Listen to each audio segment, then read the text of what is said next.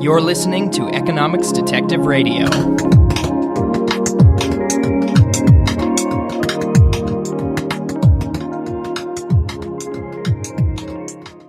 Before introducing today's guest, I'd just like to say thank you if you're one of the people who has liked Economics Detective Radio on Facebook. We had a great little discussion going on over there about whether economics is science or philosophy. And it's great for me when you connect with me over social media, because that means I can put a name and a face to the numbers I see in my download statistics. And it means that you can connect with me and let me know what kind of shows you'd like to see, what you like about the show, what you don't like, so I can respond to what you want. So thank you. My guest today is Erik Kimbrough, Assistant Professor of Economics at Simon Fraser University. Erik, welcome to Economics Detective Radio. Thanks, Garrett. Happy to be here. Our topics today are norms and prosocial behavior. We'll be referring to Erik's paper, Norms Make Preferences Social, which I will link to in the show notes for this episode on economicsdetective.com. Erik is an experimental economist, and this research has been motivated by past experimental results. So, Erik, start by telling us about the experimental tradition in economics and give us some background. All right. Well, it started with Vernon Smith in the 1950s. He invented a game known as the double auction that was used to study whether markets actually clear. This was a common idea among the classical economists that market clearing prices existed and that markets were efficient because these prices were out there.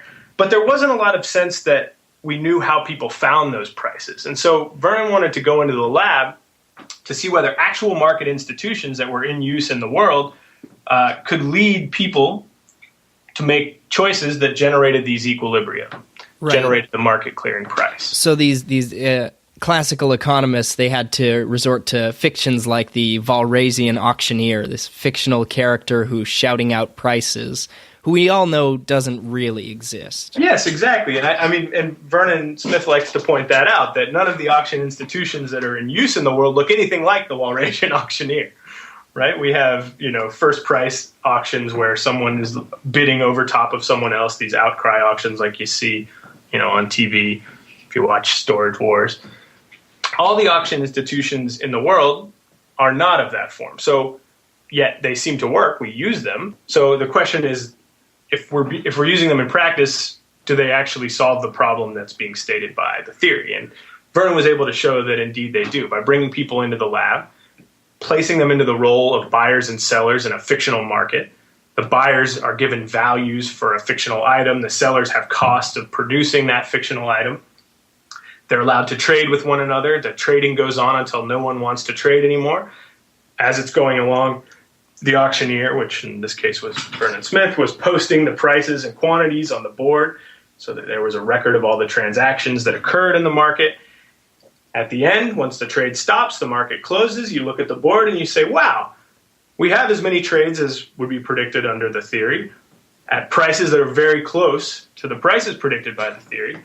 And experimental economics as a tool was born because we were able to show in this particular case that the market was able to produce equilibrium outcomes. And so from that point on, there was a kind of slow expansion of experimental economics into the field. And in the 80s and late 70s, the testing of game theoretic models really caught on. Now, I should say that the earliest history of that happened in the early 50s out at the Rand Corporation, but it didn't really catch on and become a part of the mainstream until the 1970s and 80s. And the research that I'm doing is motivated by some of the results from that piece of the literature.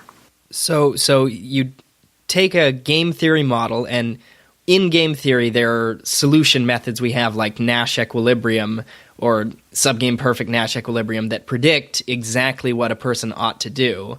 So they basically just took these models and had actual people play them. And what was the result? That's exactly right. So one thing I would like to press you on, I don't know that it's something that we believe people ought to do.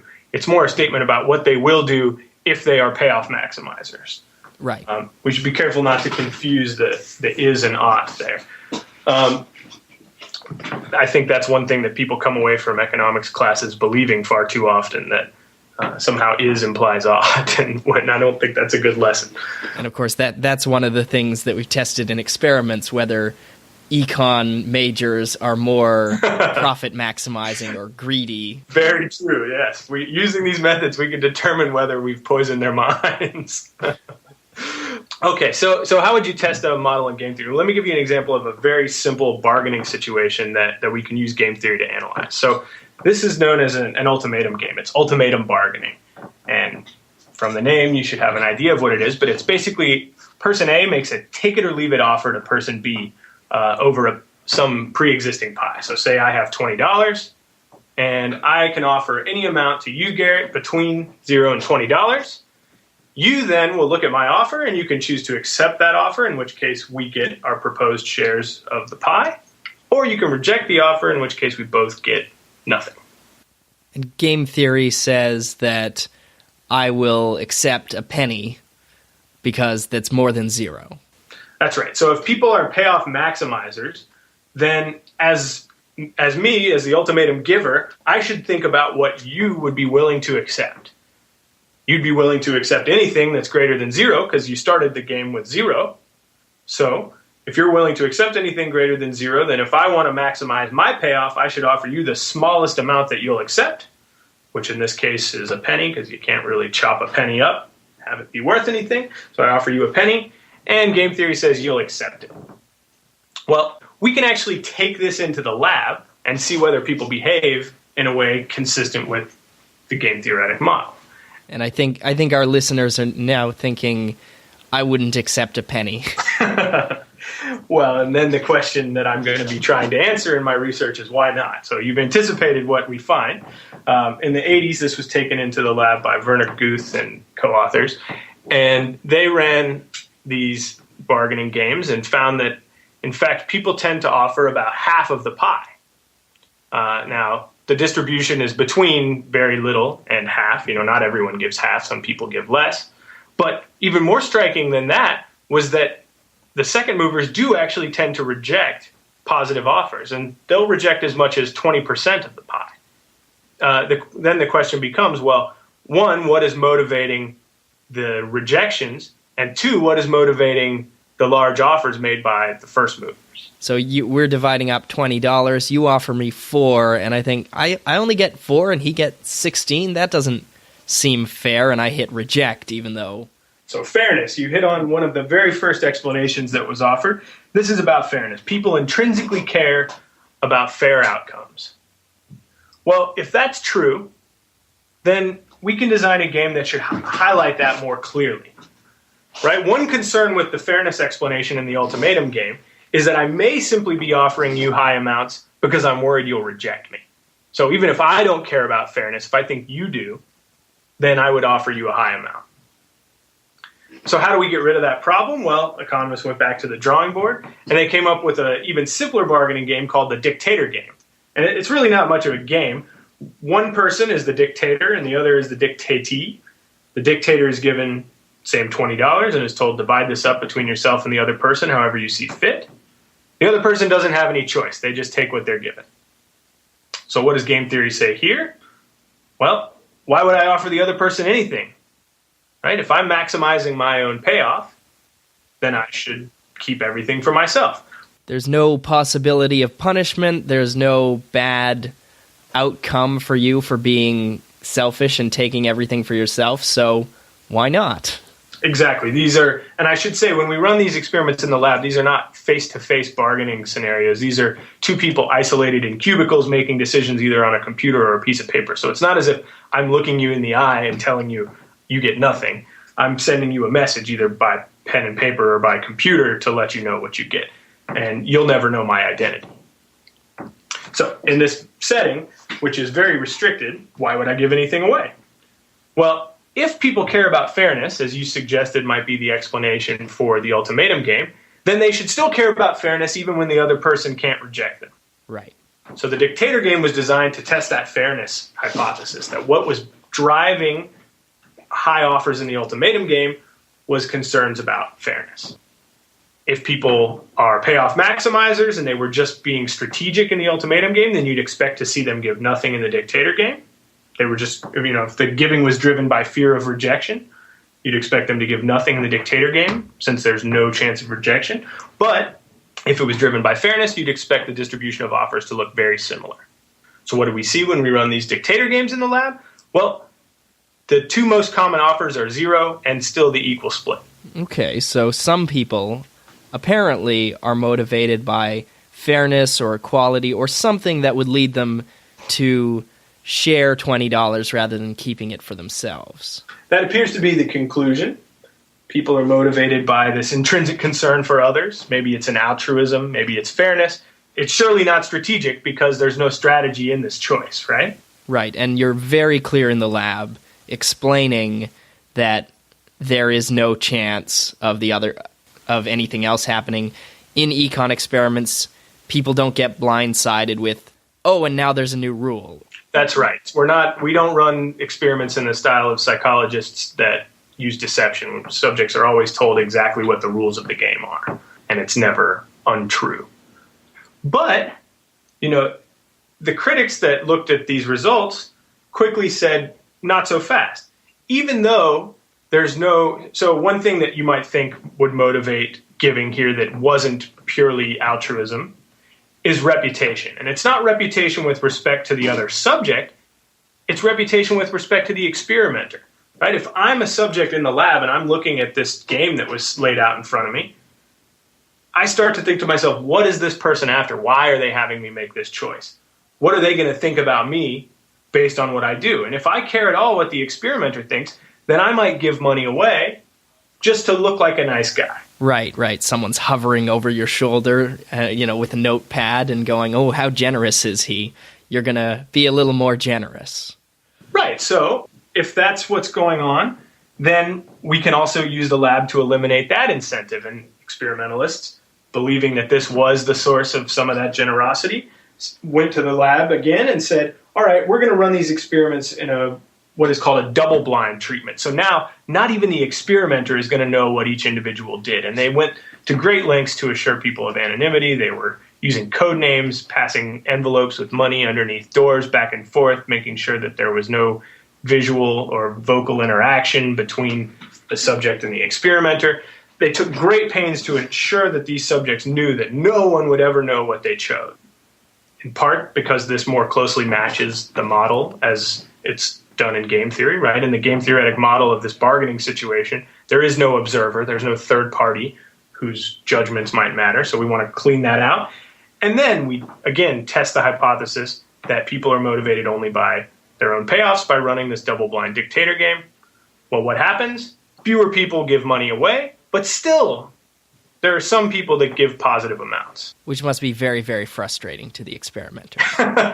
Well, it's certainly frustrating to the people who were convinced that these positive offers were an artifact somehow of the experimental design and not something reflective of the character or preferences of the people making the choices. So they didn't give up. They said, what else could be going on here? Well, this money in these experiments is other people's money. It's not my money. It's manna from heaven. I didn't earn this money, so maybe that's why people are giving money away. And that would explain why people don't, for instance, give away 50% of their income. Exactly. That's what people looked at these results and said. They said it's a puzzle. Why would someone give away 50% of their money in this game? Because, as you point out, we don't observe people giving away 50% of their income out in the wild. So again, back to the lab. Well, instead of giving people this money and randomly assigning them to be the dictator, we can actually make them earn the right to be the dictator. If they've earned the right, perhaps then they'll be less inclined to give the money away because, as we discussed earlier, people don't tend to give away 50% of their money that they earn on their job. So why are they doing it in this lab setting? Right. So the money that an experimenter gives you, it's like money you found on the ground. Maybe you feel like you don't deserve it, or that this sort of fortune is something that you should share. But then when you go and work at your job and you get paid, similar amount of money, you don't feel the same way about giving it away, about being altruistic. Right, because that's my money. I worked hard for that money. So if that's what's motivating people's choices, then this earned rights manipulation should get rid of all the giving. So they go into the lab, they run it, and again they find that when you compare the baseline with random allocation of the right to be dictator to the earned rights condition where the quiz decides who's going to be the dictator, well, in that case, people again give less, but there are still those that give some away. Well, finally, they wanted to just throw the kitchen sink at this, so they combined the earned rights and the double-blind treatment, and they found if you combine both of those things, you can get 96% of people to keep everything for themselves. What explains the other 4%? It's a good question. I don't know that I have an answer for you, except maybe that's the residual pure altruism. But I think another way of looking at these results, instead of as vindicating the theory or anything along those lines, is just how hard we have to work to trick people into being selfish. Right? There are these social mechanisms that are going on in the background that are causing people in these experiments to not want to be purely selfish. And we really have to go to great lengths to encourage them to do so. That's a problem for a theory that thinks people are generally selfish. That's right. And so a whole literature was born saying, okay, sure, if you use these manipulations, maybe you can get this stuff to go away. But in the simpler games, in the more natural settings, perhaps, I'm not sure that's an accurate characterization, but I think people would have thought of it that way. In these more basic games, we do observe people giving money away. And this idea was born that we can model people's willingness to give money away with what are called social preferences. And if you think of utility theory in economics, you build a utility function from the primitives, which are preferences. People have preferences over outcomes. And then we can use axioms on those preferences to build a utility function. Well, one of these models would postulate, well, people have preferences not only over their own payoffs, but also over the payoffs of other people. And maybe they don't weight other people's payoffs the same as they weight their own, but they do intrinsically care either about others' payoffs directly or about the distribution of payoffs. So the knowledge that your neighbor was starving to death would cause you some discomfort.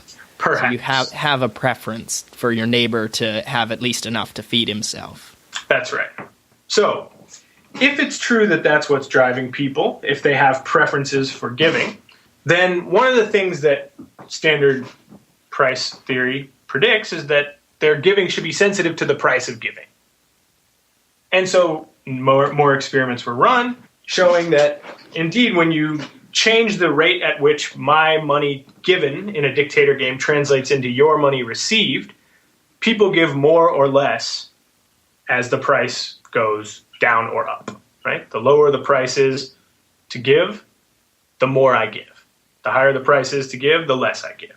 So it seemed like people's choices were price sensitive in the way that would make sense if people indeed had preferences over payoff distributions. And there was a mounting belief that these social preference models did a good job explaining what was going on.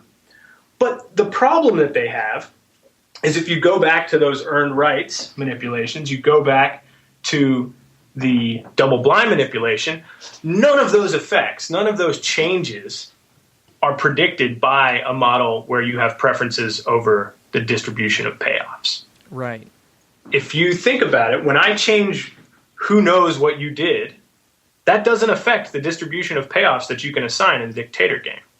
So if all that matters to you is the distribution of payoffs, it shouldn't change your choices. Yet we have this evidence that these changes to the context of the game matter. And so this is where the work that I've been doing comes in. We want to say, what can explain the sensitivity of these choices to the context of the game? Right. So with the starving neighbor example, it's not so much that you give money so that your neighbor won't starve. It's maybe that you give money because if you're seen to allow your neighbor to starve, then other people will look on you and, frown. So I'm not sure I want to make that argument. Okay. I think it remains an open question what is motivating people to give in different settings. And I think that what we end up arguing in our paper is that what's motivating people is not necessarily intrinsic concerns for payoff distributions. Instead, it's an intrinsic concern for following social norms, for adhering to norms of behavior that exist. And when I say norms, I don't mean norms in the ostensive sense, like what people do. I mean norms of what people ought to do. So Adam Smith has this wonderful quote in the Theory of Moral Sentiments where he says, "A person desires not only praise, but praiseworthiness, or to be that thing which, though it should be praised by nobody, is, however, the natural and proper object of praise. He dreads not only blame, but blameworthiness, or to be that thing which, though it should be blamed by nobody, is, however, the natural and proper object of blame." And so what I think Smith is saying there is that people care intrinsically, he says, not only about praise, that's the kind of instrumental concern, I do something because I want people to praise me, but also because I just want to know that what I did was praiseworthy. People care intrinsically about following these norms. But wouldn't it be praiseworthy to give money even in the double-blind study? And some people do. Right. So those are the truly praiseworthy individuals then. Well, those are the people who truly care about being praiseworthy. Right. So what do we do in this setting? We say, okay, if this is what's driving people, if it's a concern for social norms that's driving people, how can we start to tease that out? How can we identify those people that care intrinsically about social norms? So think about it this way. There's a spectrum. Some people don't care about norms at all. And those are the people that are going to do the selfish payoff maximizing thing in every setting. And then, on the other end of the spectrum, you could have someone that cares infinitely about norms, and the only thing they ever do is do what they ought to do. Every other person at every other point in time is going to be choosing some sort of trade-off between those actions, right? Depending on how much they care about norms relative to how much they care about payoffs, they're going to choose an action that represents a balance between those two goals. Right, so like a 6% tip. Yes, a 15% tip is the norm, but I don't really care about norms and I'm broke, so I tip 6% instead. Okay, so we came to this project saying, all right, there's all this evidence that while social preferences seem to capture some features of the data, there are facts that can't be explained. There are these context effects that don't seem to be consistent with the simple models where people care only about the distribution of payoffs. And if those can't explain it, then what can? Our conjecture is that it's concern for social norms. So then the idea is, how do we measure concern for social norms? It seems like something that would be very difficult to measure. I think we've got a good measure, but you'll have to tell me what you think. So we were actually, with this co-author of mine, I spent a year in the Netherlands at Maastricht University. That was where I had my first position after graduate school. And he and I were out one night kind of, at the pub, drinking, talking about research. And walking home from the pub, he's from Russia, I'm from the US. And we were remarking to ourselves and kind of laughing as we walked home at 2 a.m, that many of the Dutch and German students were waiting at these walking stoplights at 2 a.m, even though there were no cars, no bikes, nobody around, no police. I'm like, why would they do that? Just kind of laughing. Who does that? And we were obviously willing to walk right through them. And then as we kept walking, we said, I bet that tells you something about someone. I bet you by observing whether someone goes through those stoplights at 2 a.m, you can learn a lot about them. So what do? We designed an experiment that implements that idea in the lab. People control a little stick figure. That stick figure walks across the screen and comes to a stop at a series of stoplights. Those stoplights are red. They stay red for 5 seconds and then they turn green. There's a little button at the bottom of the screen that says walk. They can click that button at any point in time when they're stopped at a stoplight to get started walking. But in the instructions, we have a phrase that says the rule is, just an innocuous phrase, the rule is to wait at the light until it turns green. That doesn't figure into the payoffs at all. It does, but in this way. It does? Their payoffs are negatively related to how long it takes them to get across the screen. So in this case, we've pitted their money interest directly against their willingness to follow this rule that we impose. Right? So it takes them, for every second they spend getting across the screen, they're losing 8 cents. They start out with, this was in euros, we ran these in the Netherlands originally, so they started out with 8 euros. Every second they spent walking and waiting at lights, they lost 8 euro cents. We tell them the rule is to wait at the light until it turns green. So if they wait, there are 5 lights. If they waited all 5 of them, they're going to lose an extra €2. And if they just run all the way through, not following the rule, then they're going to get to keep an extra €2. Okay, and how do people behave? Well, it turns out 62% of people in this, in the Netherlands anyway, follow the rule completely. They wait at least 25 seconds. Wow. Yep. And so why do we think this measures that intrinsic preference for following a norm here? Well, it's pitted directly against money interest, right? So if you were being a payoff maximizer, then you would just run directly through the lights. There's no punishment for breaking the rule. There's no risk. This is a video game, so no one's going to be hurt if they break the rule. The only motivation that people would have for following the rule in this experiment is either because they intrinsically care about waiting at stoplights or because we told them so and they care about following our rule. So here we're using what's called an experimenter demand effect.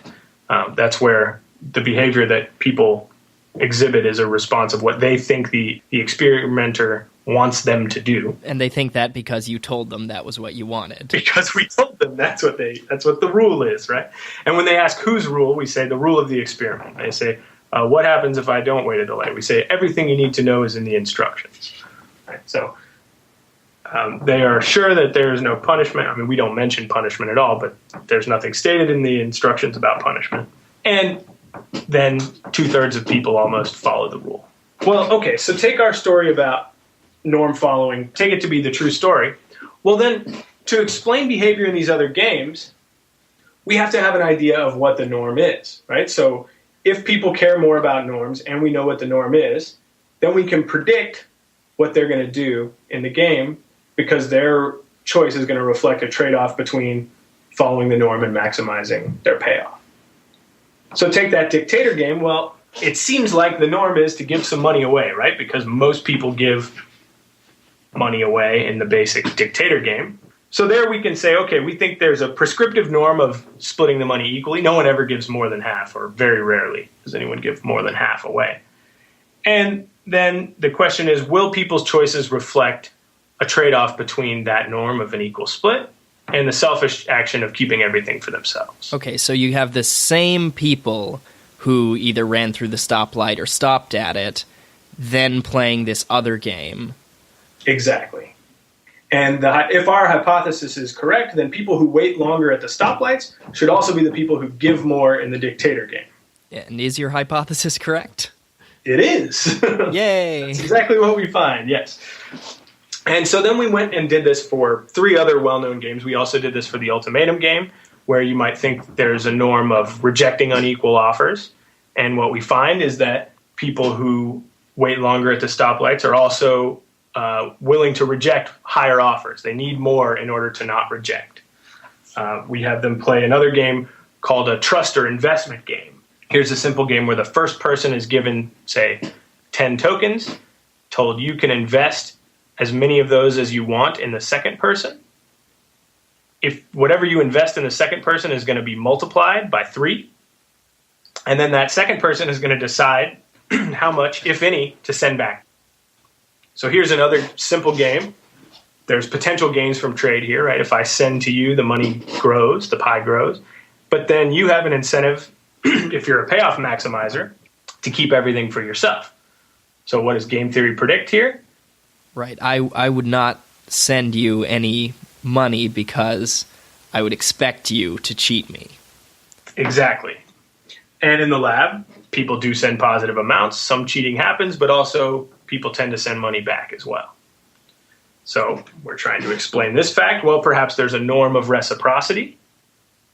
And if that's the case, then those who follow the rule in our stoplight task should be the ones who are more reciprocal. And again, that's what we find. So I stop at the stoplight, and then I'm more likely to pay back my investor. Am I also more likely to invest? No. And all right, do you want a pop quiz on why not? Well, because what's important is the rule following of the receiver, yes. That's right. So if I don't know what type you are as a second mover, as a receiver, then even if I'm a selfish type, if I'm a non-rule following type, if I'm the guy that runs the light, I may still want to send you a positive amount because I believe you're going to send me a lot back. So what you found is that people with who follow norms don't necessarily expect others to follow norms. So I guess that's one way of thinking about it, that if I'm someone who's a norm follower, I don't necessarily believe that others are, but it goes the other way too. I could be a rule breaker and believe that other people are rule followers. So you can't plead ignorance when you're breaking the norm. These people do know that the norm is out there, and that motivates them to invest or not invest. Well, so one of the virtues of the refereeing process in economics is that people ask questions like that when they read your paper. And one of the important things with this was, we kind of made these assumptions about whether these norms were out there, right? What is the norm in this game? Well, having read lots of papers on the dictator game, I was confident that it made sense to talk about a norm of an equal split in that setting. I was confident in the ultimatum game that it made sense to talk about a norm of rejecting low offers in the ultimatum game. I was confident again, but maybe my confidence isn't sufficient. I tend to say, well, if it wouldn't be a norm if I didn't know what it was. But perhaps someone says, well, you're just picking the norms that make this work for you, right? If you just tell me what the norm is, then there's no discipline on that. You can say any norm and pick a norm to fit any behavior that you want to observe. So one of the things we did after running these original experiments was go back and use an experimental method to actually find out what subjects in the lab drawn from the same pool. So not the same people, but from the same school, same age, same majors roughly. What do they think the socially appropriate thing to do is in this experiment? Oh. And remember, that's how we're defining a norm. It's a shared belief about what is the socially appropriate thing to do. So how do you do this? You bring them into the lab. You tell them, I'm going to describe this game to you. I'm going to describe a bunch of actions that someone in this game could have taken. And then I want you to tell me what you think other people think is the right thing to do here. So how socially appropriate is it to keep everything for yourself in the dictator game? How socially appropriate is it to split it equally in the dictator game? Do that for all the possible actions in the dictator game. And what that gives you, and then you tell them, I'm going to draw one of these at random, one of these actions that you evaluated. I'm going to look at what you said you thought other people would say is the appropriate thing to do. I'm going to look at your choice, and then I'm going to compare it to the most common choice made by other people. And if it corresponds, then you get paid. And if not, you don't. So that incentivizes people to think about what other people are going to say. Okay, so I want to give the answer that everyone else gives because you'll pay me if I give that answer. And isn't that what a norm is? A shared belief about what the right thing to do is. Right, so you might relate this to Adam Smith's impartial spectator. They're trying to anticipate what he would say. That's right. What would the impartial spectator think? Has anyone made those bracelets? Oh, I don't know. That would be a good one. Maybe I need to start a web store on economicsdetective.com with what would the impartial spectator say bracelets on it. I guess maybe it's too long. Yeah. So I should give credit for this. This idea comes from a paper by Aaron Krupka and Roberto Weber. And we borrowed it to great effect in our paper, and we actually found out what people thought were the norms for all these games. And indeed, in general, they correspond to what we had assumed in the first place. So that kind of helped us become more confident that our explanation for what's going on is the correct one. So you've got all these results, and the norms did turn out to be what you expected? Yeah, so in the dictator game, for example, when you ask people how socially appropriate is it to keep to keep everything for yourself, they tend to say it's pretty socially inappropriate to keep everything for yourself. And if you ask them the equal split, that's the answer that they say is the most socially appropriate. So if you look at, you can kind of plot these on a figure showing, on the y-axis, the height of the figure shows you how appropriate everyone thinks it is to do something. And then the different actions are along the x-axis. And you can see it's maximized at the equal split. the most appropriate action is to split it equally in the dictator game. But some people think you're not obligated to give 50%. Some people think offering 40 is okay. So right, 40% is considered almost as good as 50%, but not quite. Right. And so on. And then you get down to keeping everything, and people tend to think that's pretty bad. Not everyone, right? There is some variation, but for the most part, people tend to agree. Okay. So what do we take away from all this? Well, I think it's important because these games were originally thought, so for years now, people have been running a dictator game and saying that just gives you a measure of how altruistic someone is. Right? And then I could take that and say I want to make policy that says, okay, well, if people are sufficiently altruistic, then tax enforcement isn't going to be a problem because they're going to want to pay their taxes anyway. So maybe you're designing the optimal tax enforcement, something like that. I don't know if that's a great example, but for the sake of argument, let me have it. If those aren't actual parameters measuring altruism, if what you get from the dictator game isn't a measure of altruism, but a measure of something else, then all those policies based on that parameter are going to be incorrectly designed. Okay, so they're thinking that, in a place like your students in Europe who waited at the stoplights. Right. Or, no, they are actually thinking that it's a preference for the final distribution, actually. So you pay your taxes because you want poor people to get the welfare benefits? Yeah, let me back up and try to say that more clearly. There's a model of distributional preferences, of social preferences, where people care intrinsically about outcomes and the distribution of payoffs only, says nothing about the relationship between this rule-following game, right, the stick figure stoplight task, and behavior in any of these other games, the dictator game and so on. There's just no connection. Right, because in the stoplight game, there's no other person who suffers when you run across the light. Exactly right. So it doesn't make any predictions about that at all. Now, on the other hand, these other games, people then say, okay, well, it is the case that I can explain behavior to some degree in the dictator game with this social preference model, right? Right. And they look at the data and they say, well, it looks like people have preferences for altruism. They like to give money away. They care intrinsically about others. And so then policies are built on that idea. But what we're showing is that it's not that simple. It's not that people care intrinsically about these payoff distributions. What they care about is following these social norms, which just so happen to relate to payoff distributions in some cases. Okay, so they might conclude that the reason people don't steal even when they think they could get away with it is because they care about the distribution of wealth between them and the whoever they might be stealing from.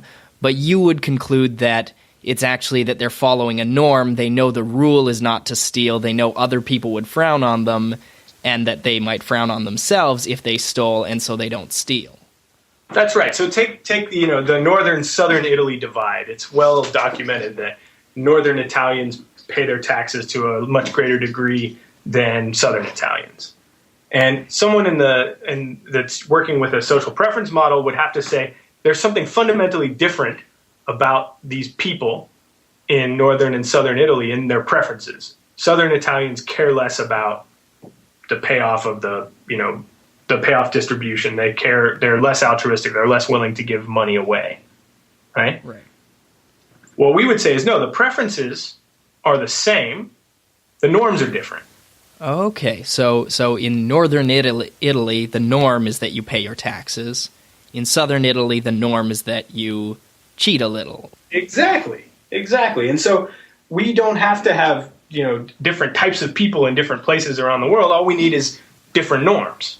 And that, I guess the other thing with taxes is that that your own taxes, the payment from, my tax bill, are actually a very small portion of the total tax revenues. So it's almost like a public goods, well, it is a public goods problem. If I really cared about poor people receiving welfare, then it wouldn't follow that I would care a lot about my own tax payments because those are such a small portion of the total tax revenues.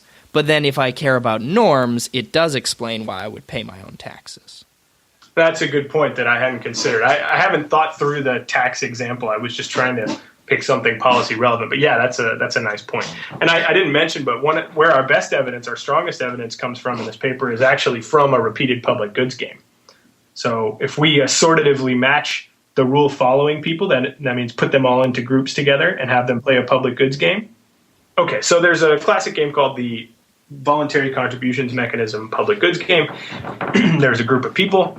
Everyone has some amount of tokens, let's say 50 tokens each. Tokens can be put into a private account, in which case they earn 1 cent to me. So if I put 50 tokens in my private account, I'm going to get 50 tokens or 50 cents back from my private account. There's also a public account where when you put tokens in the public account, they send back, say, half a cent to everyone. So in a group of 4, individual payoff maximizing behavior says, well, I keep everything for myself because the private return to me of the private account is 1 cent per token, where the private return to me in the public account is half a cent per token. So I should keep everything if I'm maximizing my payoff. But social welfare is maximized, meaning the sum of total money earned in the game is maximized if everyone contributes everything to this public account. Okay, so we can have, in a group of 4, we'd get twice as much if everybody was behaved in the altruistic way. That's right. But what I would really like is, for me to keep everything for myself and everyone else to contribute everything. That would be the way that I would get the highest possible payoff. So there's always this individual incentive to deviate in this game. And it's another way of testing this axiom that people are payoff maximizing, take people into the lab. Well, you run this experiment, and sure enough, they give positive amounts, just like you saw it in these other games where people aren't doing the pure payoff maximizing thing. Long debate about what's going on. If you repeat the game, the contributions tend to decay. So they start out, people giving about half. After around 10 rounds, they're giving more like 10 to 20%. You continue it longer, the decay goes further. So then the question is, well, what's driving that? Our conjecture, again, is that there's a norm of conditional cooperation. People will cooperate so long as others do. Okay, and does that turn out to be true? And did you also test for that norm by asking the other undergraduates about it? Yes and yes. So the way we test that is, I should be clear. There's a norm of conditional cooperation. It's still the case that people who care more about norms, as measured in the rule following task, are the ones who this is going to work with, right? They're going to be the ones who will actually follow the norm. So how do we test this? Well, what we need to do is get those people into groups together. And so we sort them. They don't know that they're being sorted, but we sort the subjects into groups where we put the most rule-following people in one group and the most rule-breaking people in another group, and we have them play this game. The rule-following groups are able to sustain high contributions for 10 straight periods, and the rule-breaking groups show that pattern of decay that I described before, where contributions start out in the middle and then slowly decline over time. Right, so the rule breakers do what game theory would predict, which is, well, maybe they don't, because of course, if they know exactly how many periods there are, then they should never contribute to the public good. Well, so they don't know. We tell them several periods, but okay, but they don't do exactly what game theory predicts, but they do what the standard observation in these experiments is. They decay over time.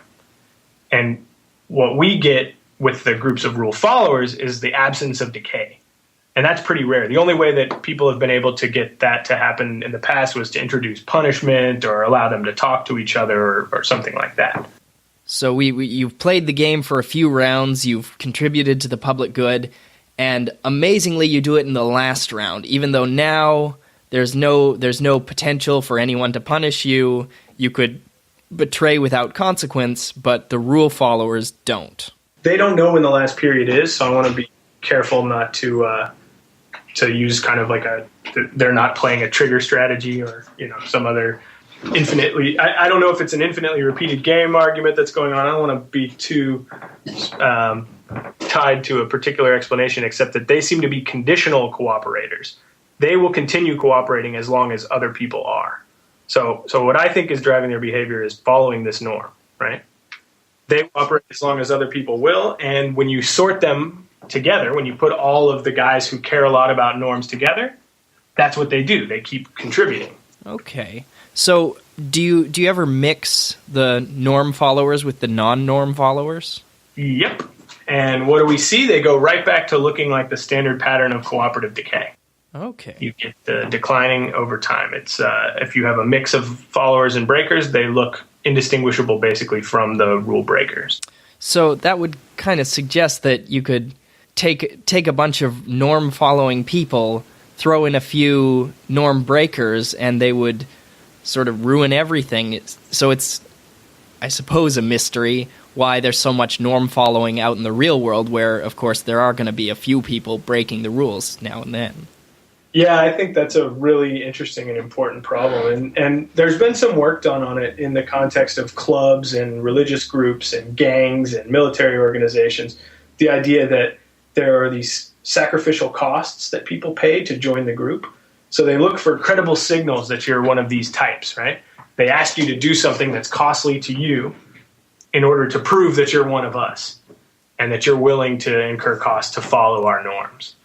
So I think in the field, in the naturally occurring world, there tend to be screening mechanisms to try to identify these people. Obviously, they're imperfect, but that's one of the ways that people try to solve this problem. I mean, job interviews, in a way, are doing the same kind of thing. They're looking for those kinds of characteristics. Are you a team player?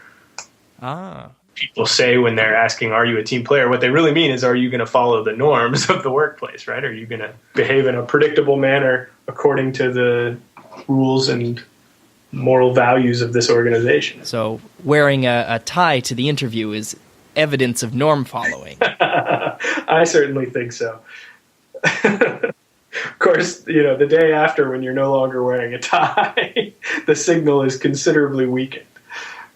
Do you have any closing thoughts? Well, I think this is a fruitful research program. I'm pretty excited about it. One of the things that we're trying to do now is go and look at the types of norms that exist in all these different games, right? So what becomes the interesting question is not what are people's preferences, are they altruists, or so on. It's where do these norms come from? Why are these norms there? Why do people follow them? Why do they care about them? And where do they start? Where do they originate? So that's kind of where I'm going with this in the future. I think, I've kind of framed this in the discussion of the literature because that's how you get papers published, for one thing. But it's also, that's who the audience is. I'm trying to convince people that have been using these other models that the way they've been thinking about it is incomplete. But I also think this way of thinking kind of adheres with our intuitions about the social world, right? When you say, oh, yeah, so-and-so is a nice guy, typically what that means is that you've seen them doing the things that other people think are the right thing to do. Oh, so-and-so, he's a jerk. Similar, you can see them breaking these norms that other people seem to care about. And so I'm trying to bring that aspect of the social world a little bit more into economics and try to get people to think about how that shapes our choices. Does that make you an economic imperialist?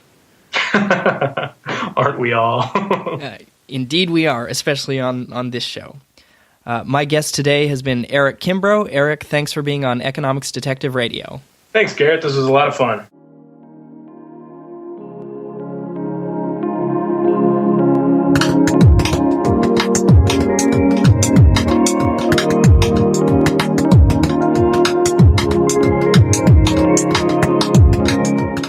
If you like Economics Detective Radio and you want to support the show, head over to economicsdetective.com/support.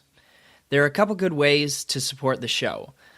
First, you can make a small donation for each episode I release through Patreon. Patreon is a crowdfunding service that allows you to pledge a small amount for each episode, up to a maximum per month. If you don't feel like spending money, and believe me, I know how that is, I am a graduate student, then you can help out by writing a review at iTunes or Stitcher. Reviews help other people find the show, And I really appreciate the people who take time to give feedback. I do read every review, and I really, really appreciate it. So head over to economicsdetective.com/support. Thanks.